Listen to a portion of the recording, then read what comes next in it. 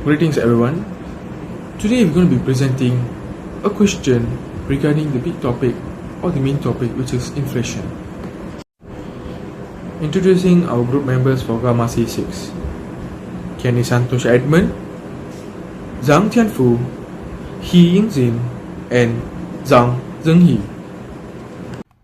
Today, our statement is Malaysia's inflation has been moderate, but global food and energy prices remain volatile. Our question is, using the aggregate demand, aggregate supply model, explain how imported inflation from global commodity markets interacts with domestic subsidy rationalization to influence Malaysia's current inflation rate. To start with, what is inflation? Inflation is when price level is consistently rising. And the opposite of that is deflation, where price level is consistently falling. Then, what is aggregate supply? Aggregate supply is the quantity of real GDP supplied. It is the relationship between the quantity of real GDP supplied and the price level. There is two frames for aggregate supply, one which is in short run and the other in long run. The graphs will be provided in the next slides. So, what is long run aggregate supply? Long-run aggregate supply is the relationship between the quantity of real GDP supplied and the price level when real GDP is equal to potential GDP. As you can see in the graph, long-run aggregate supply is a vertical slope. It is always at where potential GDP is. What is short-run aggregate supply? Short-run aggregate supply is the relationship between real GDP supplied and the price level. It is typically in the short run, as the name suggests. The short-run aggregate supply is sloped upwards, in which where price level rises and money wage rate is unchanged. As you follow the slope, the price level will increase as you go forwards to more to the right. Same with real GDP. Now, what affects aggregate supply overall? Potential GDP changes can affect both long-run aggregate and short-run aggregate supplies. A change in full employment quantity of labor, for example, could change potential GDP. Or maybe a change in quantity of capital or changes in technology. All of these can affect potential GDPs. These changes will also affect long-run and short-run aggregate supply. For example, an increase in the full employment quantity of labor would increase the long-run aggregate supply as it affects the potential GDP. This would also increase the short-run aggregate supply as well. So, what is aggregate demand? To understand that, let's look at the slide. On the slide, there's an equation: aggregate demand equals Y. Y is the final goods or services that people, businesses, foreigners, or even governments plan to purchase. And the equation overall for aggregate demand, or Y, is consumption's expenses by people, investments from businesses, government spending, and their net export, which will be X minus M. That is exports minus imports. Now, what would affect aggregate demand? As you can see from the equation, there's stuff like price levels. As price level increases, people tend to spend less.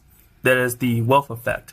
When price level increases, people typically, the value of their saving or their quantity of wealth decreases. So people tend to save, which reduces the consumptions. Next one will be expectations. When they have an expectation of inflation coming, or they have an expectation of perhaps more income in the next month, then people would either save for the inflation, or they would probably spend more than they typically would, increasing consumption in expectation for their higher income. There's also stuff like the substitution, where when price level increases, it typically causes interest rates to also increase. That would typically cause investments to decrease, as investing is more costly now. There's also fiscal policies and monetary policies that the government uses to control aggregate demand, inflation levels, stuff like that. It can increase their tax rates on incomes, which could decrease the person spending because they're getting less money now.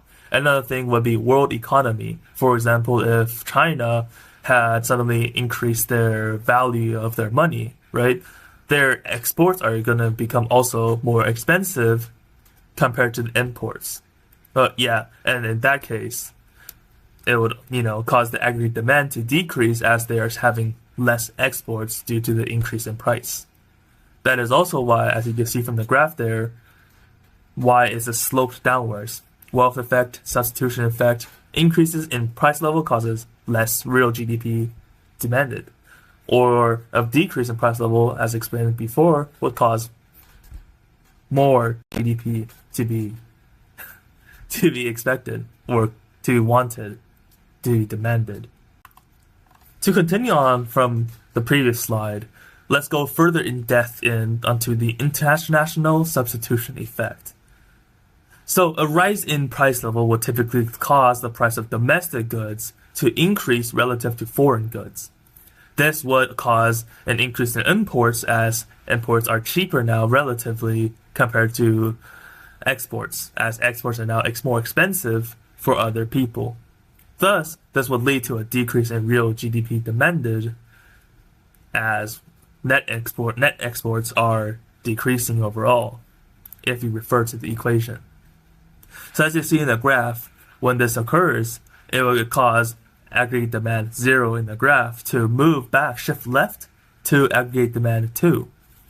That is a shift in aggregate demand. And finally, there is the aggregate supply, aggregate demand equilibrium. As you can see in the graph here, there is the long-run aggregate supply at the potential GDP, short-run aggregate supply, and aggregate demand.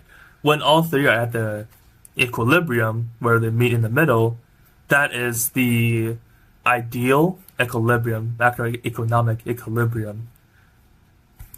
For example, if aggregate demand or short-run or increases or decreases, or short-run aggregate demand, short-run aggregate supply increases or decreases, it will cause changes in price levels and quantity of real GDP demanded.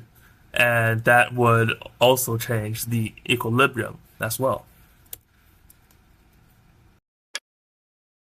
Imported inflation means our country's prices rise because imported goods become more expensive. Malaysia imports a lot of resources such as oil, food, and fertilizer.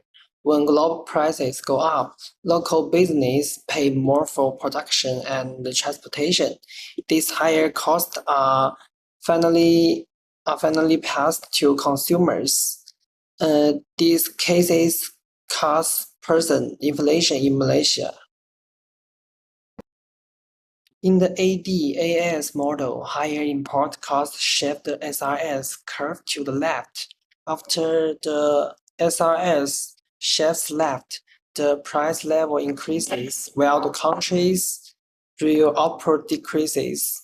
Since food and transport affect almost all industries, imported inflation easily raises Malaysia's overall price level, even when market demand doesn't change. Another important factor affecting inflation in Malaysia is subsidy rationalization. Subsidy rationalization refers to the government's effort to reduce blanket subsidies and replace them with target subsidies. The main objectives are to reduce the fiscal burden on the government and improve fiscal sustainability. A recent example is the diesel subsidy rationalization implemented in 2024. Well, this policy helps strengthen government finances. It also increases fuel costs for business. As transportation and operating costs rise, firms may pass these additional expenses on to consumers through higher price. As a result, subsidy rationalization contributes to inflationary pressure in the Malaysia economy. Besides domestic subsidy reforms, Malaysia is also affected by improved inflation from global commodity markets. Rising global food and energy price increase import costs for Malaysia business. At the same time, subsidy rationalization raises domestic fuel and transportation costs.